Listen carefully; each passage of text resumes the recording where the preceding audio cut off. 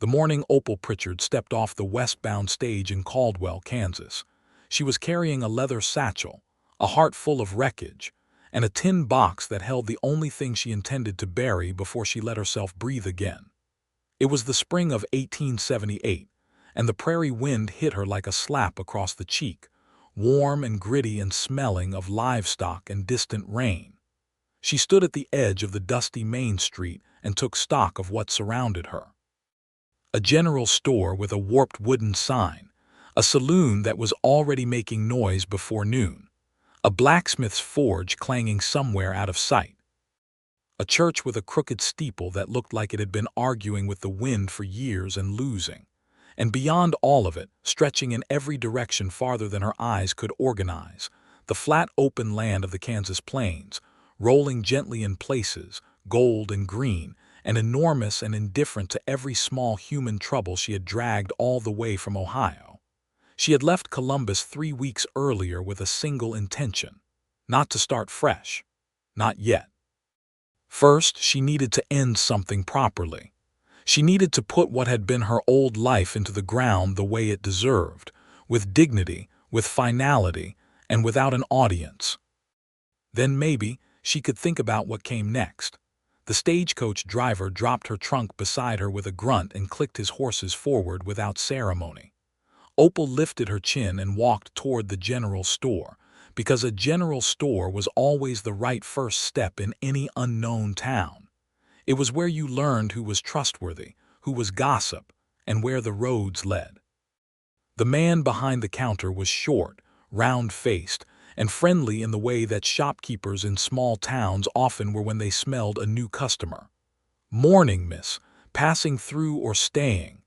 "Staying," Opal said, though she hadn't entirely decided that until the word left her mouth. "Well, welcome to Caldwell, then. We get plenty of folks coming through on account of the cattle drives, but most of them don't stop long. You got family here?" "No," she said. "I don't have family much of anywhere anymore." The shopkeeper, whose name turned out to be Mr. Holt, didn't press her on it. Instead, he told her that Mrs. Delaney on the east end of town rented a room to respectable women, and that there was good work to be had if she could cook or sew or keep books. Opal could do all three. She bought a small block of soap, a paper of pins, and a bag of dried apples, then asked the question she had been working up to since she walked in. "Is there any land around here that's open?" Not homestead land, just open, where a person might go and not be bothered for an hour. Mr. Holt scratched his chin. "Well, there's the old Crenshaw parcel 2 miles east. Nobody's worked it since old Crenshaw died and his widow moved to Wichita. Beyond that, the Ralston Ranch borders it on the north side. Cyrus Ralston spread. Big place. Good man. He doesn't bother anybody who isn't asking for bother." Opal nodded and thanked him and went to find Mrs. Delaney's house. Her room was clean and small and smelled of cedar and dried lavender. She set the tin box on the narrow windowsill and sat on the edge of the bed and looked at it for a long moment. It contained 3 things. A letter she had never sent, a wedding ring that had not belonged to her but that she had worn for 2 years out of grief and stubbornness, and a photograph of a man named Opal Pritchard, her late husband, who had died of typhoid fever in Columbus 14 months ago and left her with nothing but debt, a bruised reputation, and the hollow particular loneliness of mourning someone you had loved despite their many failures. Harlan had not been a bad man. He had been a weak one. He had borrowed money he could not repay, made promises he could not keep, and smiled at her in such a way that she had kept forgiving him long past the point of wisdom. When he died, she had been devastated, and also, in some small part of herself, she was ashamed of, relieved. That relief had become its own kind of guilt. She had spent 14 months trying to outrun it, and now she was in Kansas, which was as far west as she could get without a horse or a wagon of her own. She was 27 years old. She had a good mind, capable hands, and a stubbornness that people who loved her called determination, and people who didn't call difficult. She intended to use all of it. The next morning she rose before dawn, pulled on her walking boots and her practical dark dress, tucked the tin box under her arm, and set out east along the wagon road. The prairie in the early morning was something she had not been prepared for. In Ohio, morning came gradually, filtered through trees and buildings and the sounds of a city waking up. Here it arrived all at once, the sky turning from black to purple to a breathtaking rose gold that seemed to expand the world in every direction simultaneously. She stopped walking for a moment and just looked at it, and something in her chest loosened the smallest degree. She found the Crenshaw parcel easily enough. It was marked by a broken fence post and a dry creek bed that had obviously not seen water since the previous autumn. The land was open and flat and nobody was on it. She walked to the rough center of it, where a single twisted cottonwood stood like a sentinel, and she set down her satchel. She had brought a small folding spade, the kind a soldier might carry, bought the evening before at Mr. Holt's store. She unfolded it and looked at the earth, and then she began to dig. It was harder than she had imagined. The Kansas soil in late spring had a crust to it from days of dry wind, and beneath the crust it was compacted and dense. She worked steadily, the way she did most things, not rushing but not stopping either, until she had a hole roughly the depth of her forearm and wide enough to set the tin box inside without it seeming rushed. She was breathing hard, and her palms were reddening when she heard the horse. It came from the north at a walk, a big bay with a white blaze, and the man on its back pulled up at the edge of the Crenshaw parcel and looked at her the way people look at something that doesn't immediately make sense. He was broad-shouldered and tall even on horseback, with dark hair under a battered hat and a jaw that looked like it had been carved from local limestone. He wore a plain work shirt, canvas trousers, and boots that had seen serious miles. He was not a young man in the way of boys just finding their footing, but he wasn't old either. Opal guessed him at 30, maybe 32. His eyes, when he got close enough for her to see them, were a clear, steady gray that reminded her of overcast sky before a storm settles into something manageable. "Morning," he said. His voice was low and unhurried. "Morning," she replied and kept digging because she saw no reason to stop. He watched her for another moment. "You know this isn't your land." "I know. I wasn't planning to take it. Just borrow a small piece of it for about 20 minutes. He dismounted in one clean motion and looped his reins over the saddle horn without tying them, which told her the horse was well trained. He walked closer, not intrusively, stopping about 10 feet away and looked at the tin box sitting on the pile of displaced dirt. "That a burying?" he asked. "Of a sort," she said. "Somebody die?" She paused and straightened and pushed a loose strand of dark auburn hair back from her forehead. "A version of me," she said. "The one that believed certain things that turned out not to be true." He was quiet for a moment, considering this with what appeared to be genuine rather than polite attention. "That's a reasonable thing to bury," he said. She looked at him more carefully then. "You aren't going to tell me I'm trespassing?" "I might have if you were building a house on it. Putting something in the ground and leaving it there doesn't seem like trespassing, seems more like an errand." She found herself almost smiling, which surprised her. "I'm Opal Pritchard. I arrived yesterday from Columbus, Ohio." "Cyrus Ralston," he said. "My ranch is the one north of here. I ride this fence line most mornings." He paused. "You're staying in Caldwell?" "I believe so, yes." "What brought you this far west?" She looked down at the tin box. "The idea that distance equals a fresh start." "I haven't decided yet if that's true." He nodded slowly, as if this were a reasonable position on an ongoing philosophical question. "It's partly true," he said. "The distance doesn't do the work, but it gives you room to do it yourself." She picked up the tin box and set it into the hole she had made. She was aware that this was a strange thing to be doing in front of a stranger, but something about this particular stranger's manner made it feel less strange than it might have. He wasn't staring. He wasn't pitying her. He was simply present, the way the cottonwood was present, without judgment or agenda. She covered the box with the displaced earth, tamped it down with the flat of the spade, and then stood over it for a moment in silence. She wasn't one for spoken ceremony, but she allowed herself 30 seconds of stillness, which felt like enough. "What was in it?" Cyrus asked, and his voice was gentle enough that the question didn't feel invasive.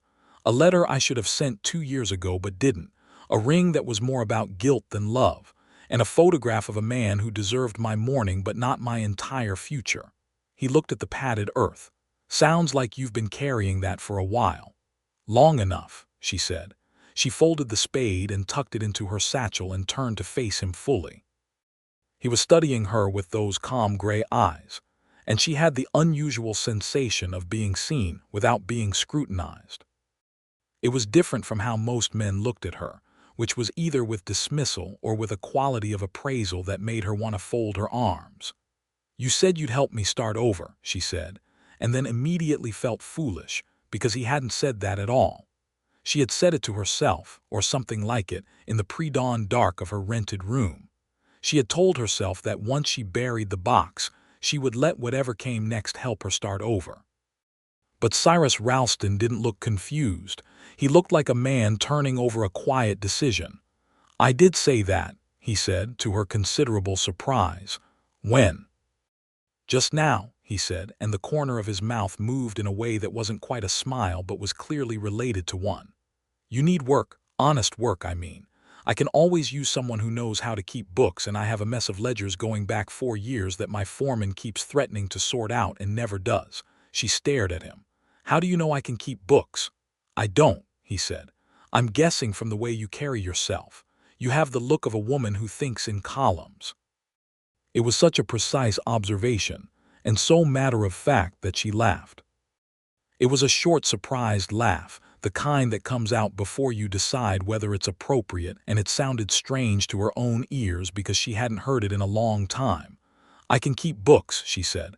"I also cook and sew in case the ledgers don't work out." "The ledgers will work out," he said with confidence. "Can you ride?" "Poorly." "That can be fixed." He looked at the cottonwood tree, then back at her. "The work pays fair wages. You'd ride out to the ranch in the mornings and be back in Caldwell by supper. Unless the work runs late, in which case there's a guest room in the house."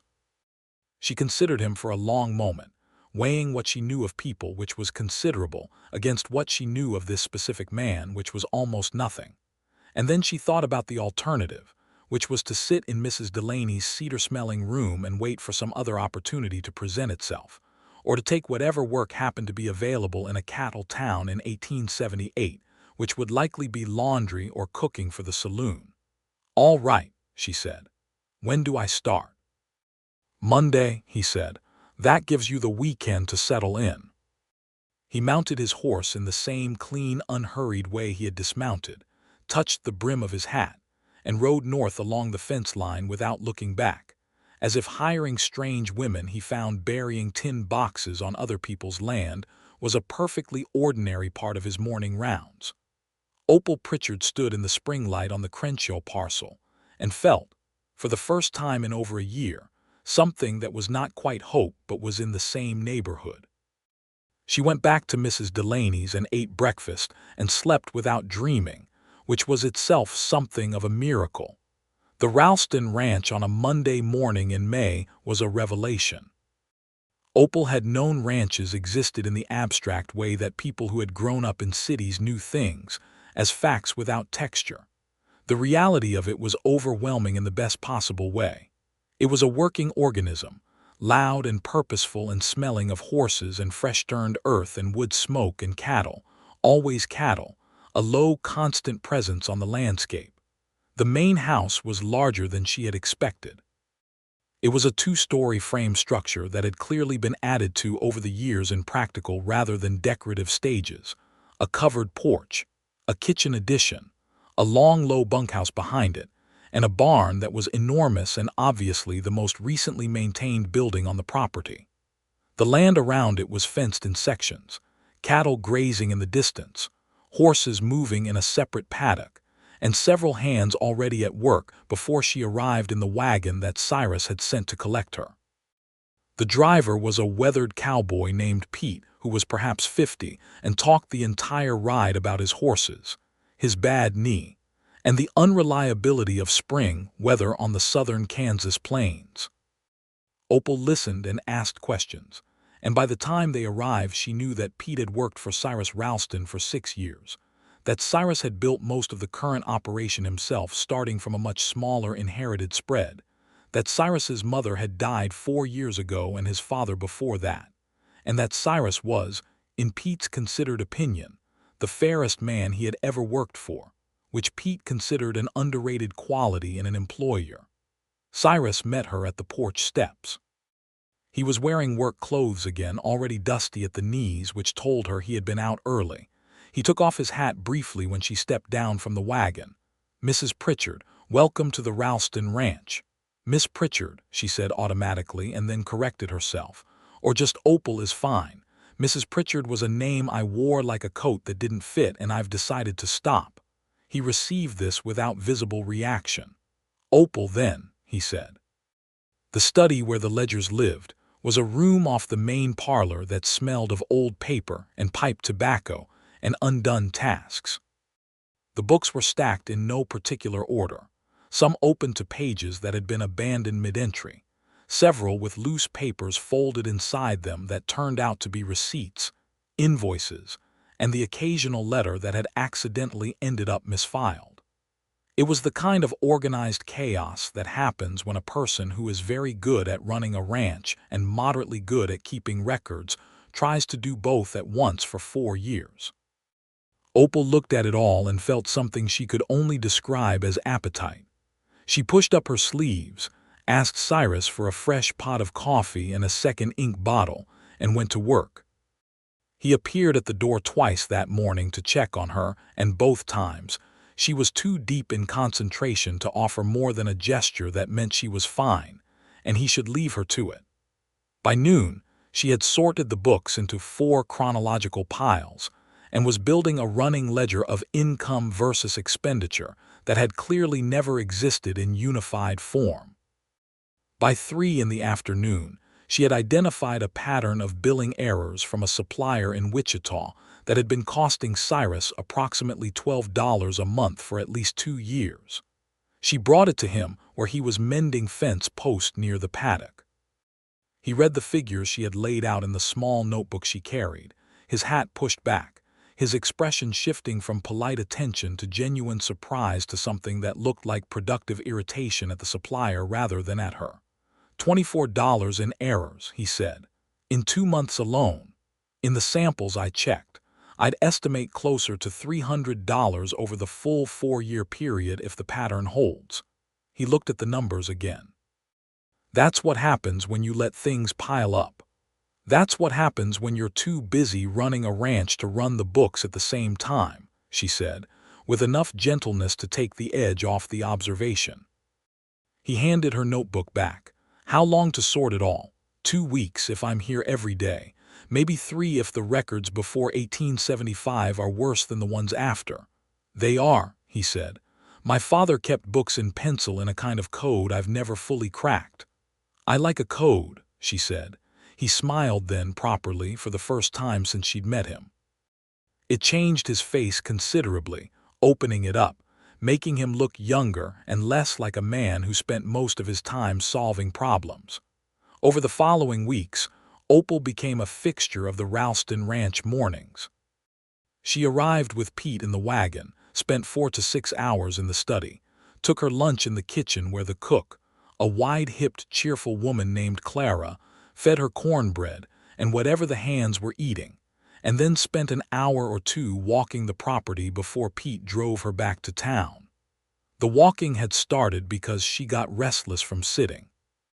But it became something she looked forward to, because Cyrus often appeared during those afternoon walks, seemingly by coincidence that was too regular to be fully accidental. They walked the fence lines together, or crossed to the south pasture, or sat on the top rail of the paddock and watched the horses, and they talked. They talked about everything and nothing the way 2 people do when they are carefully and unconsciously discovering whether they trust each other. Cyrus told her about growing up on the ranch, the hard years when his father was ill, and he had been barely 20 and trying to learn everything at once. He told her about the year the cattle market crashed and he'd had to sell down his herd by half and start rebuilding. He told her about the problems that came with the cattle drives through the territory, the disputes over water rights, the occasional trouble with other ranchers whose ideas about property lines were more optimistic than accurate. She told him about Columbus, about her father's dry goods store, where she had learned to keep accounts at age 12, standing on a stool to reach the desk, about her mother, who had died of influenza when Opal was 17, leaving her to manage the household and the store simultaneously, about Harlan, carefully and honestly, the way she hadn't allowed herself to speak of him since his death, because in Columbus everyone either pitied her too much or blamed her for choices she'd made in good faith. Cyrus listened the way he did most things, fully and without hurrying to respond. When she finished telling him about Harlan, about the debt and the forgiveness and the guilt of the relief she had felt when it was over, he was quiet for a moment and then he said, "You loved him even knowing his faults. That's not weakness. That's just a particular kind of courage." She looked at him, startled. "Most people would say I should have left sooner," she said. "Maybe," he said. "But most people say things like that without knowing what it actually costs." She turned that over and over for days afterward. The month of May became June, and the ledgers were fully sorted and recalculated and balanced for the first time in the ranch's operational history. Cyrus had sent a letter to the Wichita supplier backed by Opal's meticulous documentation of the billing errors, and received in return a correction and a credit that he applied to the following season's supplies. The books were clean, the filing system was organized, and Opal had, in the process, also cataloged all of Cyrus's livestock records, reorganized his water rights documentation, and built a simple monthly tracking system that any reasonably literate person could maintain going forward. She had, in short, made herself useful beyond the agreed-upon scope, and they both knew it, and neither of them immediately acknowledged it, because what they were actually negotiating was whether she would simply go back to Caldwell and take other work now that the ranch books were done, or whether there was a reason for her to stay that went beyond ledgers. It was Clara who broke the impasse, as experienced cooks tend to do, by simply setting 2 plates on the dinner table on a Thursday evening when Pete's wagon had a broken wheel and Opal had missed her ride back to town. "Might as well eat," Clara said, as if this were a minor logistical note, and disappeared back into the kitchen.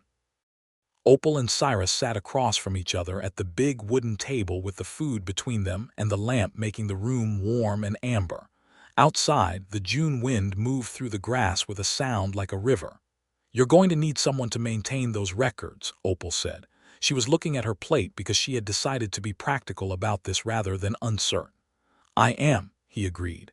"Monthly reconciliation, quarterly review." "That's probably right." She looked up. He was watching her with that steady gray attention, and something in it was different from the way it had been the first morning she'd met him on the Crenshaw parcel. There was a quality to it that she recognized cautiously as something it would be foolish to pretend not to see. "I could do that work," she said, "if you wanted to keep me on." "I want to keep you on," he said, and his voice had a directness to it that made the sentence carry more weight than a purely professional arrangement would require. She looked at him for a long moment. "I should tell you something then because it's fair for you to know." "All right. I am not interested in a temporary arrangement. I've done temporary. I did it for 2 years with a man who meant well but couldn't manage to be what he promised. I am not looking for that again." Cyrus put down his fork. His expression was very serious and very honest. "I have thought about my mother's ring twice in the last 4 years," he said. "Both times the woman was wrong and I knew it quickly enough. I'm 31 years old and I run 400 acres and I have never once met a woman who I wanted to talk to for more than 20 minutes at a stretch." She waited. "Until you," he said. "And now I've been walking fence lines at 3 in the afternoon for 6 weeks waiting for you to come out and argue with me about cattle prices and river rights." "I've never argued with you about cattle prices," she said. "You suggested I was overpriced on last season's beef, diplomatically but clearly." That was a professional observation. "It was," he agreed, "and it was also the best conversation I've had in 2 years. The evening light came through the window and fell across the table between them. Somewhere outside, Pete was banging on the wagon wheel with a determination that suggested he planned to fix it through sheer persistence. "I am not easy to live with," Opal said. "Neither am I," he said. "I will always tell you exactly what I think. I'm counting on it." "And I have buried my past," she said carefully. "The tin box is in the ground and I mean it to stay there. What I am looking for is something that grows forward, not backward." "So am I," he said. She picked up her fork. "Then I suppose we should have supper and figure out where we go from here." "I suppose we should," he said, and the warmth in his voice was the warmest thing she had felt in a very long time. Where they went from there was gradually and carefully forward, the way that people who have both been burned learn to approach new fire. There were no sudden declarations. There was no recklessness. What there was, instead, was the slow accumulation of days together, each one adding to a foundation that neither of them was in a hurry to rush. He began riding into Caldwell on Saturday mornings, ostensibly for supplies, always stopping at Mrs. Delaney's front porch, where Opal had taken to sitting with a cup of tea and the week's newspaper when the weather was decent. They would walk to the general store together, and then sometimes to the edge of town where the land opened up, and they would stand in the wind and talk about the week and the ranch and the world, which in 1878 was a world in motion, full of change that was both promising and troubling. The question of the native people who had called this land home before the cattle drives and the settlers was not something Opal could ignore, and Cyrus did not ask her to. She had read enough and paid enough attention on her journey west to understand that the prairie she found so beautiful and open had been beautiful and inhabited before the expansion that made it available to people like her. She said so, sitting on a split-rail fence one Saturday morning in July, watching a hawk turn in the thermals. "My father bought this land from the government in 1860, Cyrus said. He didn't say it with pride or apology, but with the quiet acknowledgement of a man who has thought about it. The Kaw people had been on this territory long before any of that. They were removed in 1873. I was 12. I remember it." Opal looked at him.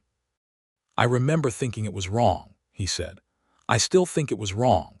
I can't undo it, but I know what this land cost. I try not to forget that." She respected him more for that than for nearly anything else he had said to her. It was easy to ignore uncomfortable truths about the land you lived on, easier still in a time and place where most people simply didn't discuss it. His willingness to hold it honestly said something about his character that she filed away carefully. July brought a stretch of heat that turned the plains into something that seemed to vibrate with the intensity of it. The cattle were restless, the hands short-tempered, and the work at the ranch expanded in ways that the agreed-upon bookkeeping did not quite cover. Opal, who was not the kind of person who sat down when there was standing-up work to do, found herself helping Clara with the increased cooking for extra hands brought on for summer work, and helping Cyrus with correspondence to buyers and shippers that had accumulated during the busy season. She was writing a letter to a cattle buyer in Abilene one afternoon, the window of the study open to catch whatever breeze existed, when Cyrus appeared in the doorway with his hat in his hand, which she had learned was his tell for uncertainty. "There's something I want to show you," he said. "If you're willing to ride a horse that's calmer than what you're used to." "I'm not used to any horses," she reminded him, "which is why I chose the calmest one." The horse's name was Sunday, and she was a gray mare of approximately 1,000 years of age and temperament, the kind of horse that seemed to have philosophically resolved all questions of urgency and arrived at a permanent state of gentle forward motion. Cyrus had spent 3 Saturday mornings teaching Opal to sit correctly and to communicate with her hands and legs rather than just gripping and hoping, and she had made reasonable progress.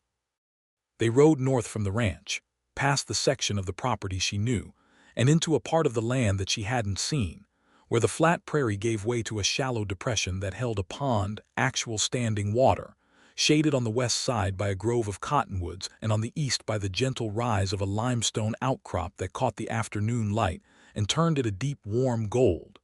She pulled Sunday to a stop and looked at it. "I found this when I was 9, Cyrus said, sitting his horse beside her. "I come here when I need to think."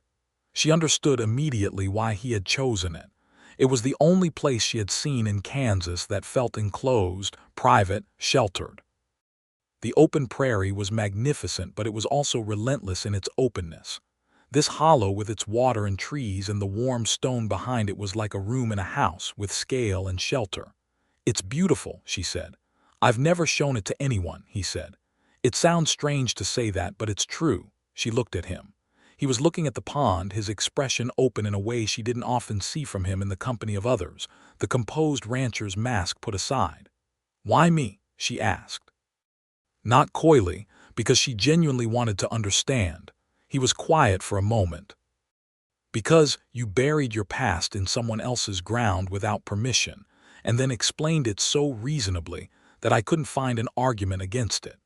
Because you found a $300 billing error in the first afternoon and brought it to me at the fence post like it was just another item on the days list. Because when I told you about the Caw people, you didn't look away." He finally turned to look at her directly.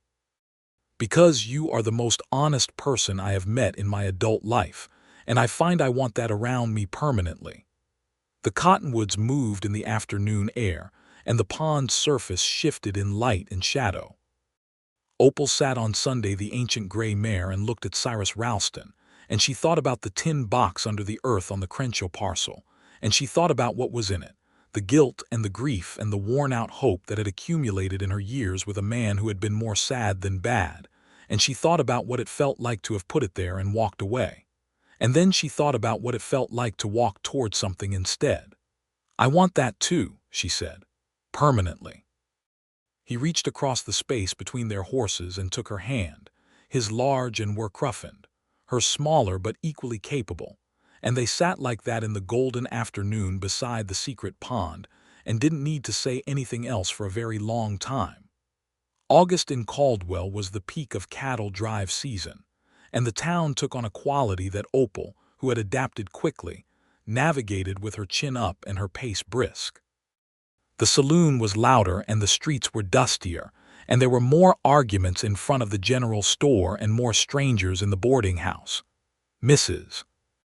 Delaney ran a tight ship and her boarders were safe, but the general hum of a cattle town at full activity was something that required a certain composure.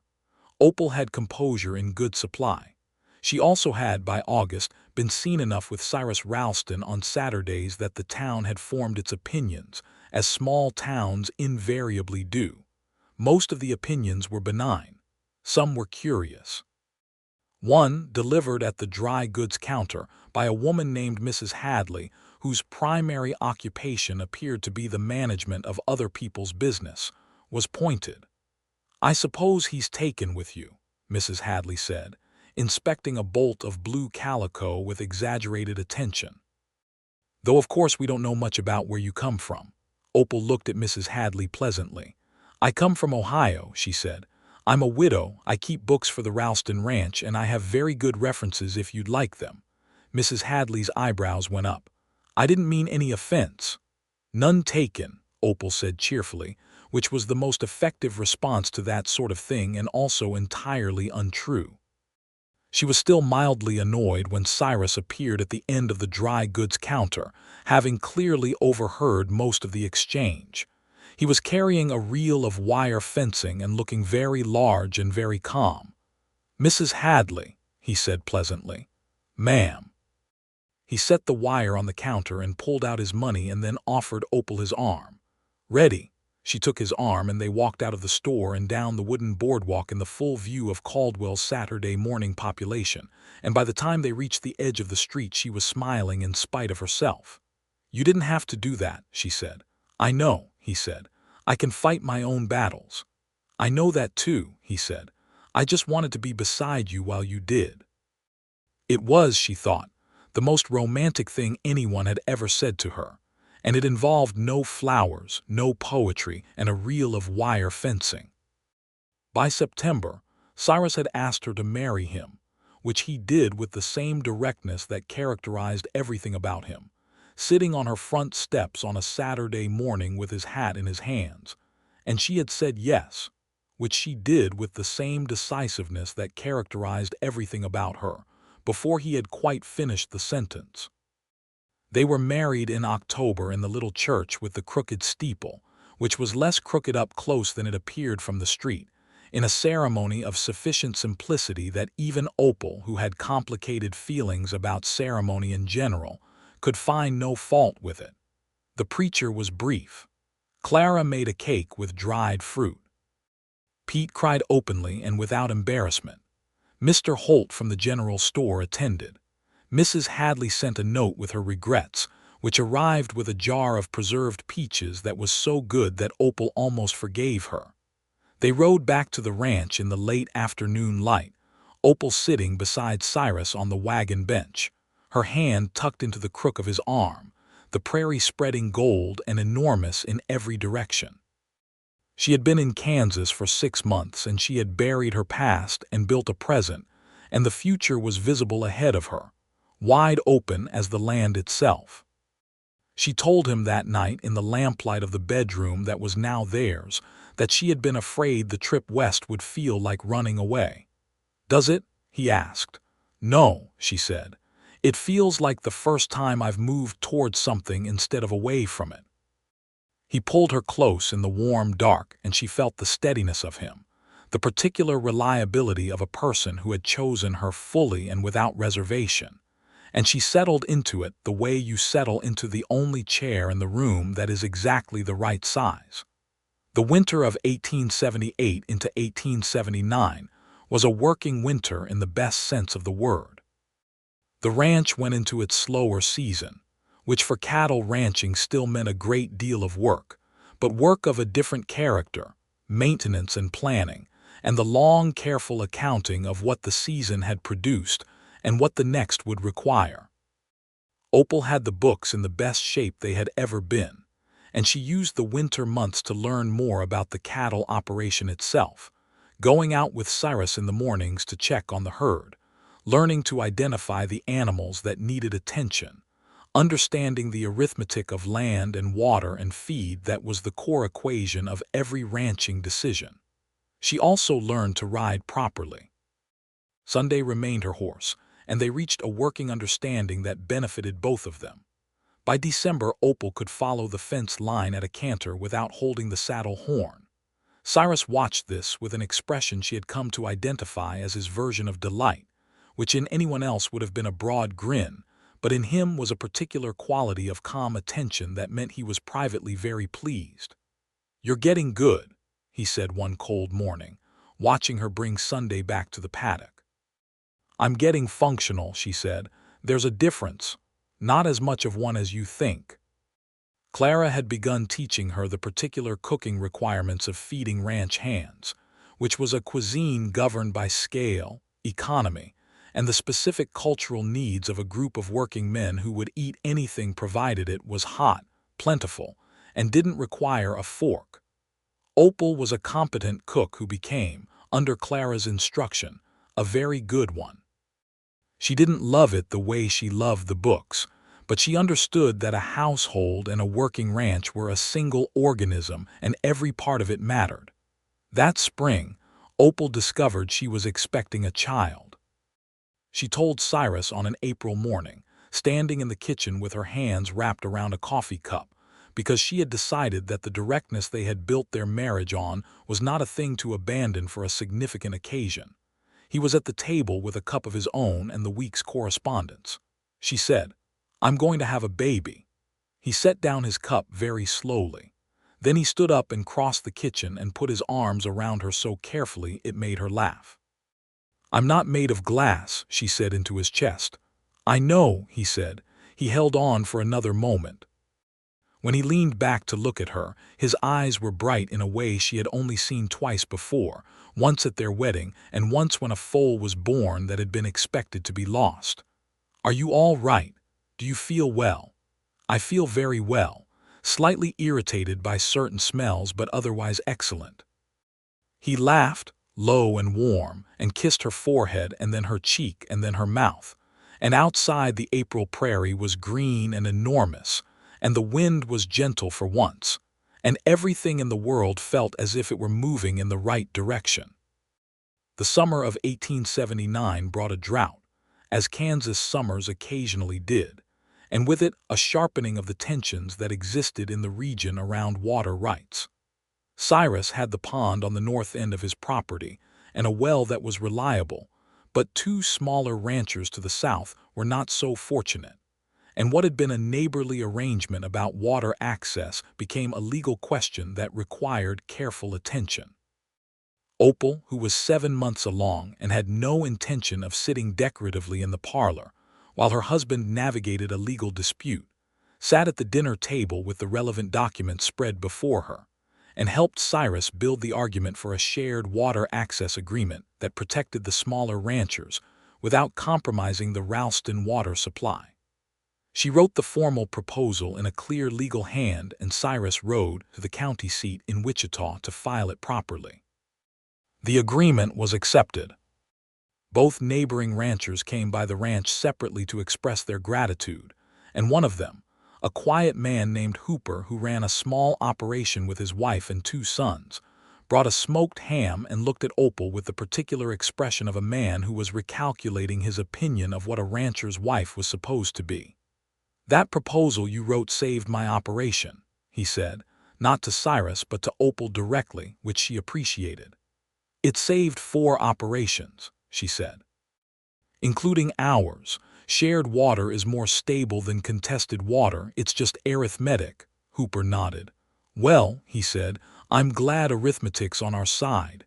She liked Hooper after that. August arrived, and so did their son.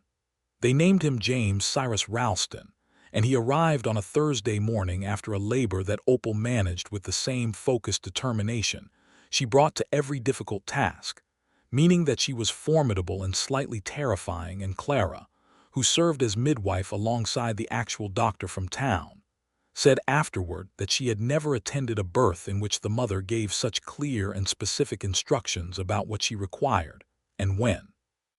Cyrus, who had been stationed on the porch and refused to go further than shouting distance for the entire morning, came in when he was told he could, and stood at the edge of the bedroom with his hat in his hand, and looked at his wife and his son with an expression so transparently overwhelmed that Pete, who had absolutely no reason to be in the hallway, had to leave immediately for fear of embarrassing himself by sympathetic response.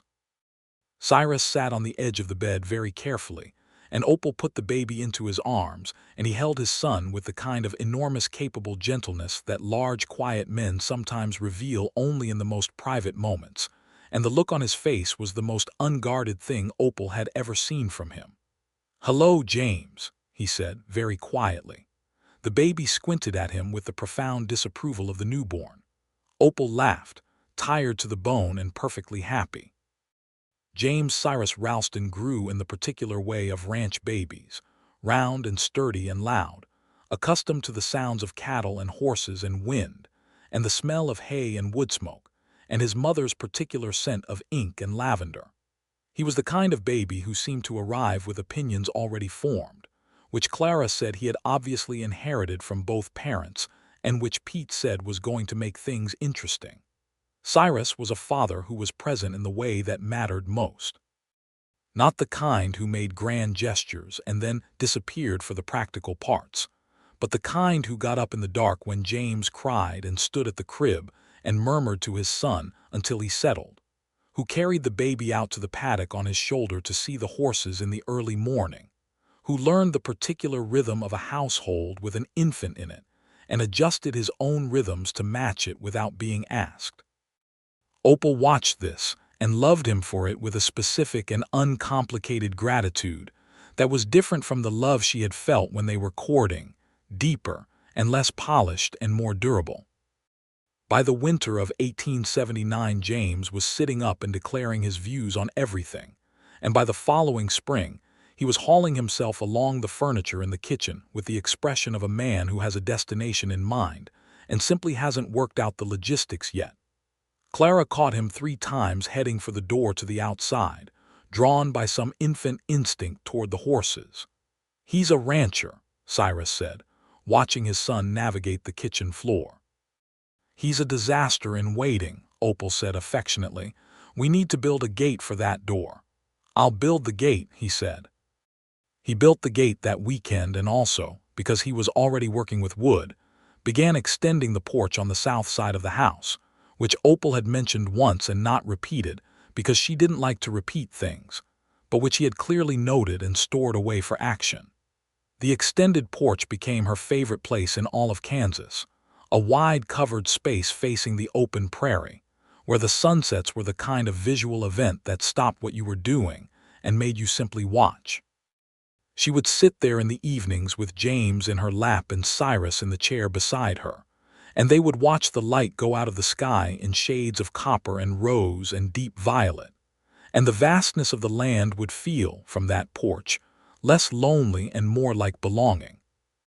In the summer of 1880, a young man arrived in Caldwell on the stage, which in itself was not unusual, except that this particular young man appeared at the Ralston ranch the following day claiming to be the nephew of the widow who had owned the Crenshaw parcel, and he had papers that suggested he intended to claim it. His name was Gerald Crenshaw. He was perhaps 23, and he was brash in the way of young men who have inherited a dispute along with a property and haven't yet understood what managing it actually involves. He told Cyrus, standing in the yard, that he intended to work the parcel and that he had questions about the water access agreement since his land bordered the pond on the south side. Cyrus, who was a fair-minded man, but also a man who protected what he had built, invited Gerald Crenshaw inside and called for Opal, who came from the study with James on her hip and the relevant water documents under her arm, because she had learned to anticipate when documentation would be required. Gerald Crenshaw looked at Opal with some surprise, which men of 23 often did when they encountered a woman who arrived for a business meeting with ready paperwork. Opal sat down across from him, set James on the floor with a wooden horse to occupy him, spread the documents on the table, and explained the water access agreement in the same clear, direct manner in which she did everything. Gerald Crenshaw, to his credit, listened. He was brash, but not stupid. By the end of the conversation, he had a thorough understanding of the agreement, had agreed to its terms, and was drinking Clara's coffee with the expression of a man whose expectations have been revised in a direction he hadn't anticipated but found he could accept. He became, in time, a decent neighbor, though it took him a full year to stop looking faintly startled every time Opal produced exactly the right document at exactly the right moment in any discussion about the land. The autumn of 1880 brought a fair and then a letter. The fair was the county fair in Wichita, which Opal had heard about from Clara but never attended. Cyrus took her on a Friday in October, leaving James in Clara's capable charge, and they drove the wagon the distance to Wichita and spent the day in the fairground crowds where cattle and horses competed, and there were preserves and quilts and pies judged with great seriousness, and there was music in the evening from a fiddle player who knew more songs than Opal had thought possible. She danced with Cyrus on the packed dirt dance floor with the lantern strung between the posts, which was not something she had done in years, and he was a better dancer than she had expected, steady and sure-footed and paying attention to her rather than to the people around them. "You can dance," she said, surprised. "My mother insisted," he said. "She said a man who couldn't dance had no business expecting anyone to want his company at a party. Your mother sounds like she was remarkable." "She was," he said, simply and with the quiet grief of someone who has come to terms with a loss without losing the love beneath it. She held him a little closer for the rest of that song. The letter arrived the following week, and it was from Columbus, from a woman who had been a friend of Opal's before Harlan's death, a woman named Beatrice who had kept writing even when Opal's responses grew sparse during the worst of the mourning year. Beatrice wrote that she was widowed herself now, her husband having died the previous winter, and that she had thought of Opal often and wondered whether she had found her footing. Opal wrote back immediately, a long letter that was probably the most honest accounting of the previous 2 years she had put into words. She told Beatrice about Kansas and about Cyrus and about James and about the tin box under the cottonwood on the Crenshaw parcel, which was now Gerald Crenshaw's property, and what it had meant to put it there. She told Beatrice that she had found more than footing. She had found ground. Beatrice wrote back in December and said she was thinking about coming west, if there was any possibility of making a go of it in Kansas. Opal wrote to Mr. Holt at the general store and asked whether there was any work in Caldwell for a capable and honest woman who was good with people. Mr. Holt wrote back that, as a matter of fact, his wife had been asking him for a year to take on some help in the store, and that if Opal's friend was interested, she should come. Beatrice arrived in March of 1881, thin and tired and more fragile than Opal remembered from their Columbus years, but with the same quick intelligence and dry humor that had made them friends. She spent the first week at Mrs. Delaney's boarding house and the second week at the Ralston ranch, where she slept in the guest room and ate Clara's food and sat on the wide south porch and let the prairie air do its restorative work. She and Pete had an unlikely friendship born of a shared fondness for horses and an apparently aligned sense of humor, which nobody had predicted, but which in retrospect made complete sense once you knew them both. Caldwell in 1881 was a changing place. The cattle drives that had made it a major trail town were beginning to shift as the railroad expanded, and with the shift came both opportunity and uncertainty. Some businesses that had lived on the cattle trade found themselves adjusting. New ones were arriving. The town was in that particular moment of frontier evolution where it could tip either way, toward the kind of permanence that comes when families root themselves in a place, or toward the kind of slow dissolution that happens when the economic reason for a town moves on. Cyrus had invested carefully over the years. His ranch was not dependent on the drive trade the way some operations were. He had diversified, adding hogs and a kitchen garden that sold produce to the general store, and he had built a small but reliable reputation for quality cattle that commanded consistent prices regardless of what the broader market was doing. Opal had built the accounting framework for all of it, and she maintained it with the same meticulous attention she had brought to the original ledger crisis of that first spring. They were, by any measure, doing well. Not wealthy, not the largest operation in the county, but solid and growing and without debt, which in 1881 on the Kansas plains was an achievement that many could not claim. James, at 2 years old, was a small, determined force of nature who had developed a relationship with a particular fence post that he appeared to regard as a personal challenge. He had been climbing it for 3 months and had not yet achieved the top rail, but his persistence was remarkable. Cyrus watched this with unconcealed pride and made no attempt to discourage it. "He's going to fall," Opal said one morning, watching her son attempt the fence post again. "He's going to learn," Cyrus said. "He's going to learn by falling. That's how it works."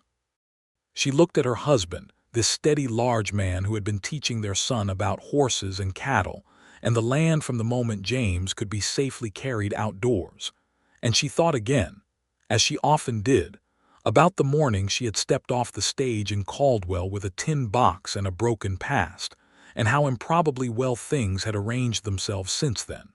She told him so. He was sitting on the porch rail and she was standing beside him, and the morning was clear and the land was green from the spring rains, and the fence post sat unmolested in the paddock for the moment while James had been distracted by a grasshopper. "Do you think about it?" she asked. "The way things worked out?" He looked at her. "Sometimes," he said. "I think about that morning on the Crenshaw parcel. I almost didn't ride the north fence that day. I usually ride the south first. Why did you change?" He looked at the horizon. "I don't know," he said. "Something just made me go north first." She leaned her head against his shoulder, which she could do standing up because he was very tall. I think about what would have happened if I'd gone to a different town, she said, or stayed in Columbus or taken the stage further west. You would have figured something out, he said. You always do. Maybe, she said, but it wouldn't have been this. He put his arm around her and they watched their son triumphantly capture the grasshopper and then immediately lose it again, which produced a moment of outraged toddler grief that resolved quickly into renewed pursuit. No, he said. It wouldn't have been this. The summer of 1880 brought a new challenge to the Ralston ranch in the form of a beef buyer from Kansas City, named Drummond, who arrived in a suit that was expensively wrong for the climate, and who made a practice of lowballing ranchers on the assumption that they were too unsophisticated to know better. He had done well with this strategy across several smaller operations in the county before he sat down at the Ralston table with Cyrus and found Opal already there with the accounts. The meeting lasted 2 hours. Drummond left without a deal and with the clear impression that he had underestimated his host considerably. He came back the following week with a revised offer that was 20% higher and accepted without ceremony. The satisfaction Opal felt from this was considerable, and she did not try to diminish it. She had learned by now that her pleasure in a fair outcome was not something she needed to apologize for or soften. Cyrus, for his part, was unambiguously delighted. He told Pete about it that evening at the barn, and Pete told Clara, and Clara told Beatrice in town the next time she came to visit. And by the end of the week, Mr. Holt had heard a version of it that involved Opal Ralston reducing a Kansas City buyer to actual tears, which was not entirely accurate but was popular. The fall came in the deep amber way that fall did on the Kansas plains, the grasses turning gold and rust, the cottonwood leaves going yellow against the enormous blue of the sky, the air acquiring the particular clarity that preceded the first frost. It was Opal's favorite season in Kansas, and she had been here long enough now to have a favorite season, which felt like its own kind of arrival. She was 3 months along with their second child by October, and the pregnancy had a different quality from the first, easier in some ways and more tiring in others, the way things often are when you are managing a household and a 2-year-old, and a ranch's accounts simultaneously.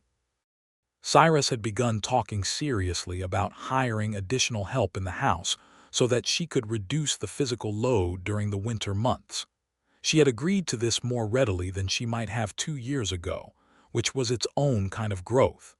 She had learned that accepting help was not weakness, and that delegating wisely was its own form of competence. Clara's niece, a 16-year-old named Rosa who had come from Wichita to visit and decided she preferred the ranch to the city, stayed on as a household helper. She was energetic and willing to learn, and she adored James with the particular intensity of a teenager who has decided that a specific small person is their personal responsibility to protect and entertain. James reciprocated by being the most cooperative he had ever been in his short life, which Clara observed was the first evidence that he could be managed, and Rosa had simply found the method. Winter settled gently that year. The 1881-1882 winter was cold but not devastating, the kind of winter that made you glad of a good house and a good hearth and company that did not become wearing. Opal spent the long evenings reading, which she had missed more than she'd admitted during the busiest years, and Cyrus had taken to reading alongside her in the way of people who have found a companionable habit, not always talking, just present in the warm room with the fire and the lamps and the sound of the wind outside, making the inside feel more interior by contrast. James learned to say horse and no with equal conviction and was working on his father's name, which he rendered as Cy, with a pride that Cyrus found disproportionately moving every time. The baby came in the middle of February on a morning of hard frost and silver sky. It was a girl this time. They named her Margaret Clara Ralston, for no other reason than that Margaret was a name Opal had always liked for its solidity, and Clara had been such a constant support that the naming felt appropriate. Clara herself received this news from Cyrus in the kitchen while Opal and the baby rested, and her reaction involved a great deal of covering her face with her apron and telling Cyrus he was a fool and a good man in about equal proportion. Margaret was different from James immediately and thoroughly. Where James had arrived with opinions, Margaret arrived with what could only be described as serenity. She slept with conviction, woke with confidence, and observed the world around her with wide gray eyes, very like her father's that seemed to be cataloging things for later reference. "She's watching everything," Opal said one evening when Margaret was 3 weeks old, studying her daughter's focused gaze around the lamplight room. "Takes after her mother," Cyrus said. Opal looked at him. "Is that a compliment?" "It's an accurate observation," he said, which was the most Cyrus way possible of saying yes. By the spring of 1882, the Ralston Ranch had 420 acres under active management, a growing reputation for consistent quality cattle, clean accounts for the first time in its operating history, a working relationship with 3 neighboring operations through the water access agreement, and a household that included 2 children, a foreman who had been with the operation for 8 years, a cook who had become something between an employee and a family member, a teenage household helper who was learning to read accounts from Opal in the afternoons when James napped, and a 60-year-old cowboy named Pete who claimed to be retiring every spring and was still there every fall. Beatrice had taken root in Caldwell with a determination that surprised people who had only known her in her fragile early months. She was managing Mr. Holt's store with such efficiency that Mr. Holt had taken to coming in only 4 days a week and spending the other 3 fishing, which Mrs. Holt considered an excellent development. Beatrice had also begun teaching Sunday school, which nobody had predicted, and had become known around town as the kind of person who could be counted on for both practical assistance and good sense. She and Pete had reached an understanding that they were both too old for the particular kind of foolishness they were clearly engaging in, which resulted in them being equally foolish about it, and universally recognized by the rest of the town as an inevitability. On a warm evening in May, Opal was sitting on the south porch with Margaret asleep in the cradle beside her, and James exploring the porch rails with questionable intent when Cyrus came out of the house with 2 cups of coffee and sat in the chair beside her. The prairie was doing what it did in early evenings in late spring, turning into something that seemed lit from within, the grasses luminous and the sky above the horizon going through its full progression of colors. A meadowlark was singing somewhere in the middle distance, a clean 3-note phrase that repeated and varied and repeated again. Opal took her coffee and looked at the view and thought, not for the first time and with increasing steadiness, that she was happy. Not the tentative happiness of someone waiting for it to be taken away, but the settled kind, the kind that lives in the chest rather than the surface, the kind that survives bad days and difficult seasons because its roots are deep enough.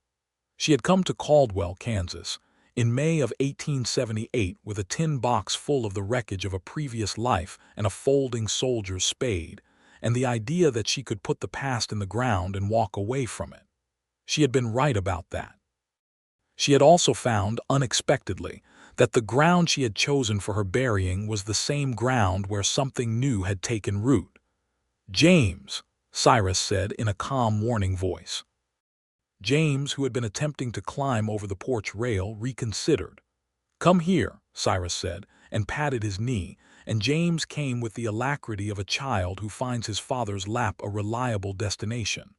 "Cy," James said, which was still his name for his father and which Cyrus still found quietly affecting. Said Cyrus, and settled the boy against his side. Opal watched them and held her coffee and listened to the meadowlark, and thought about the cottonwood on the old Crenshaw parcel, now the Crenshaw again parcel where Gerald was making a reasonable go of it, and the tin box under the earth at its roots, and what was in it, and how it wasn't nothing, what was in there, how it was the record of a real life with real love and real disappointment and real growth, and how putting it in the ground hadn't been erasure but transformation. The way composted things become the soil for new things. She had not run from her past. She had buried it properly with her own hands in chosen ground and turned to face what came after. What came after had been this. This man, steady and honest and large-hearted in the quiet way that was so much more durable than the loud kind. These children, James with his opinions and Margaret with her watchful gray eyes. This land, enormous and demanding and beautiful. This work, the ledgers and the correspondence and the agreements that kept the operation running and that had, in their own particular way, become her contribution to everything here, as real and as planted as anything else. The stars were coming out now, the way they did over the Kansas plains in their full, enormous numbers, not the sparse handful visible in a city but the whole actual sky, the entire canopy of them, bright and depthless and permanent. "What are you thinking about?" Cyrus asked.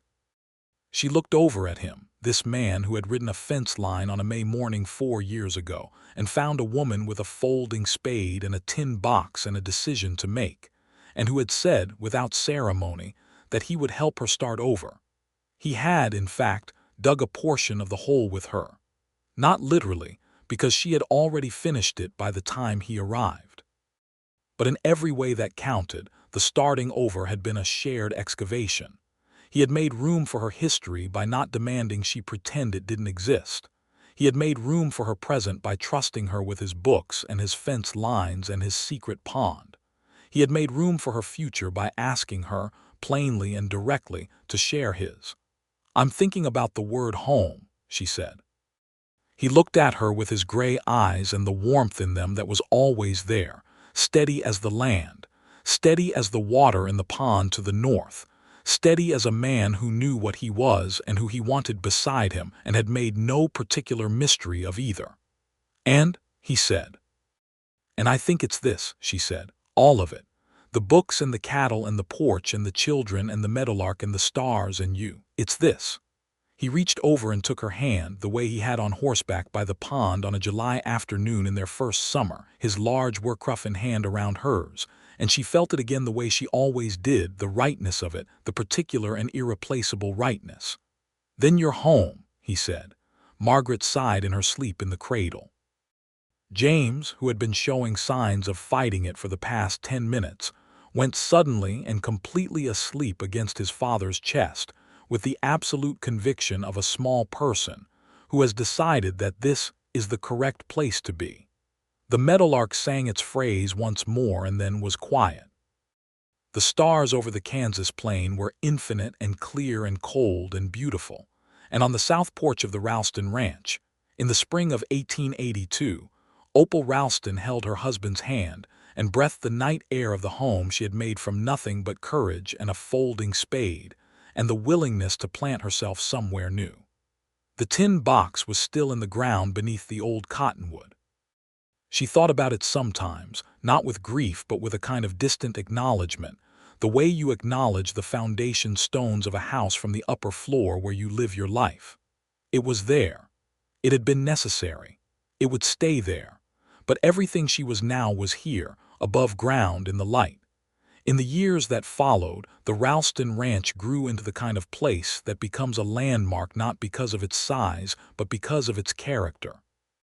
People in the county knew it as a place where a fair deal was made, and a fair wage was paid, and a dispute could be mediated with intelligence and good faith. They knew it as Cyrus Ralston's operation, and they also knew, without exception, that Opal Ralston was the other half of every decision that came out of it, which in time stopped being a thing that surprised anyone and simply became a fact of how the place ran.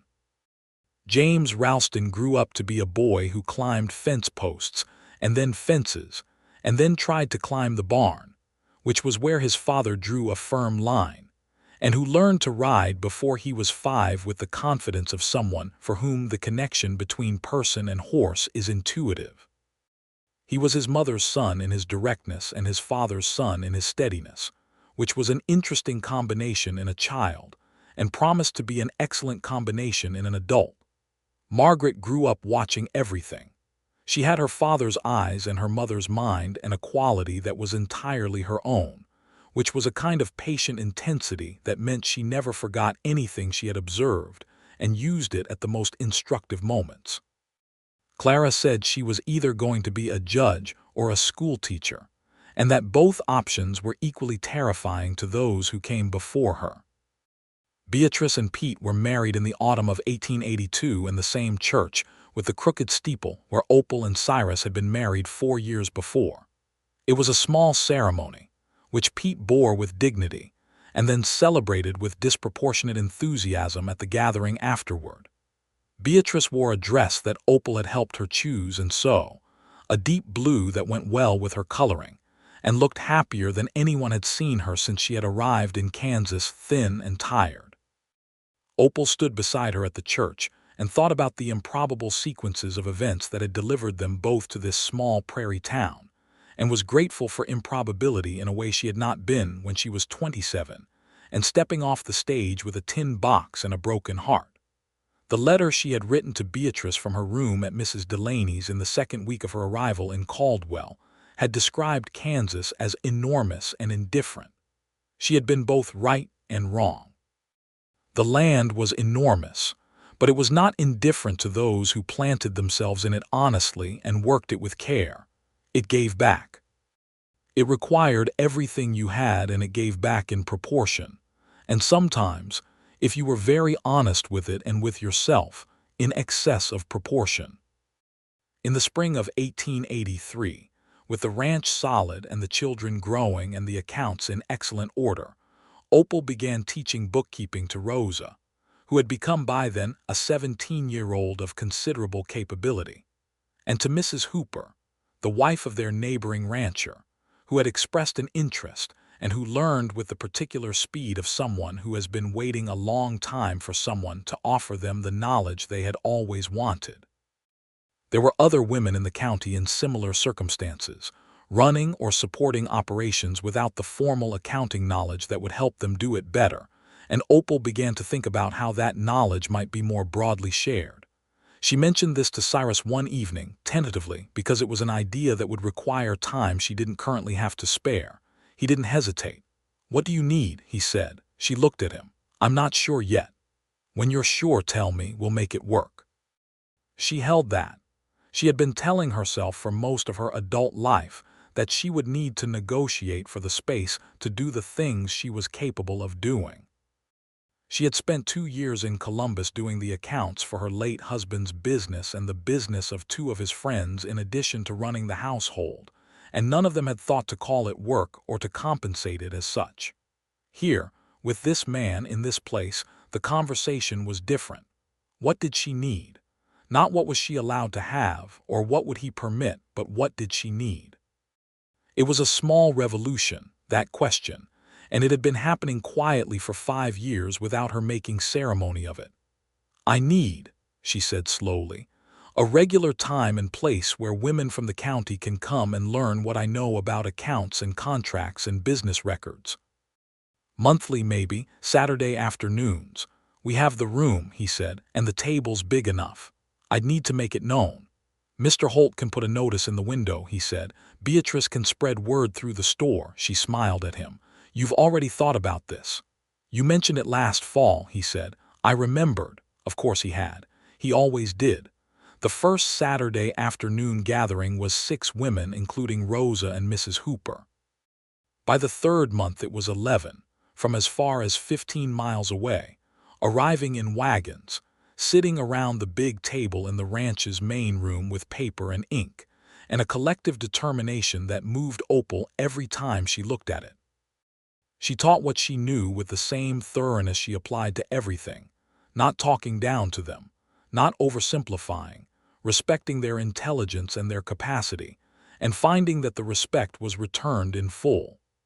Clara made coffee and a dish of something sweet each time without being asked, because this was the kind of thing Clara supported with complete conviction and demonstrated it through food. Cyrus took the children out to the barn during these sessions, which James considered a treat and Margaret considered a fair trade, since she was also allowed to sit in on the teaching sessions when she was old enough to follow it, which by her 6th year was clearly and fully. The Ralston Ranch in 1884 was a working household in which nobody was less than who they were capable of being. Opal had not needed to diminish herself to make her marriage work, and Cyrus had not needed to diminish himself to make room for her. What they had built was genuinely shared, the land and the work and the children and the daily life of it, and what they had found was that this kind of sharing did not divide things but multiplied them. On a Saturday evening in May, the month that marked 6 years since Opal had stepped off the stage in Caldwell with a tin box and a decision, she walked out to the south paddock alone while the house was settled, and the children were asleep, and Cyrus was finishing the last of the evening chores. The prairie was doing its evening thing, all that light and grass and the great breathing distance of it. She thought about the woman she had been in Columbus, managing other people's accounts and her own grief, and a reputation that had become complicated by association with a man whose debts had outlasted him. She thought about the woman she had been on the stage coming west, resolute and frightened, and telling herself that distance equaled fresh start and only half believing it.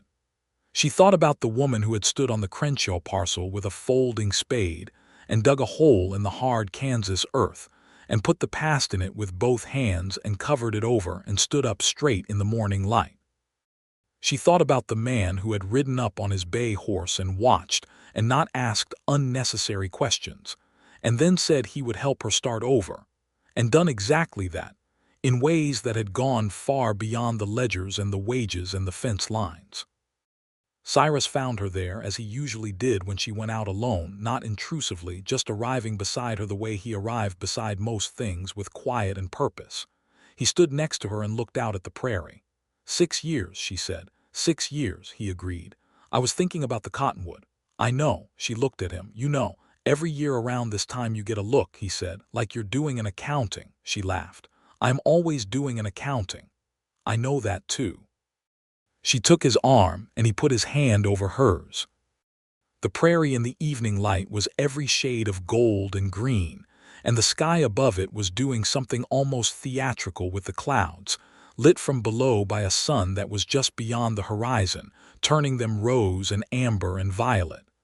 The accounting comes out well, she said. Every year it comes out better. He looked down at her. His face in this light was the face she knew better than any other, the particular lines of it, the gray eyes, the quality of attention that was the thing she had recognized first and trusted most. You want to walk out that way, he said. To the cottonwood, she considered. The old Crenshaw parcel was Gerald's land now, but Gerald wouldn't mind a visit to a tree. He had become genuinely neighborly over the years. Yes, she said. Let's walk. They walked east in the May evening, through the gate in the south fence across the wagon road, to the edge of what was now the Crenshaw operation, and the twisted cottonwood was exactly where she had left it, older by 6 years as everything was, its spring leaves new and green and catching the last light. She stood over the piece of earth where she had tamped it down with the flat of the spade, and stood in silence for 30 seconds the way she had that first morning. The ground looked no different from any other piece of ground. The prairie had claimed it, grass growing over it, nothing to indicate that anything lay beneath, but she knew, and Cyrus knew, and it was enough. I am glad I came west, she said. I am glad you did too, he said. I am glad you were riding the north fence that morning. I am glad of that every day, he said. She turned to look at him fully. This man who had been beside her for 6 years with the same steadiness the limestone outcrops showed to the wind. And she felt the love she had for him, not as a feeling in the usual sense, but as a structural thing, built into the foundation of who she was now, as present and as necessary as the ground underfoot. She stood on her toes and kissed him there, beside the cottonwood, in the spring evening, and he held her with the unhurried thoroughness of a man who has nowhere else to be and nothing else he would rather do. Above them, the first stars were appearing. Behind them, the ranch with its lit windows was a warm shape against the darkening sky. Ahead of them was the rest of it, James growing and Margaret watching, and the ledgers and the Saturday afternoons and the harvests and the winters and all of it, the whole living forward motion of a life honestly built. She took his hand and they walked home. The old tin box was still in the ground, where it belonged, properly buried and properly finished. And everything that had begun when she put it there was still growing, above ground, in the good strong light. It was, by any accounting she could run, more than enough. It was everything.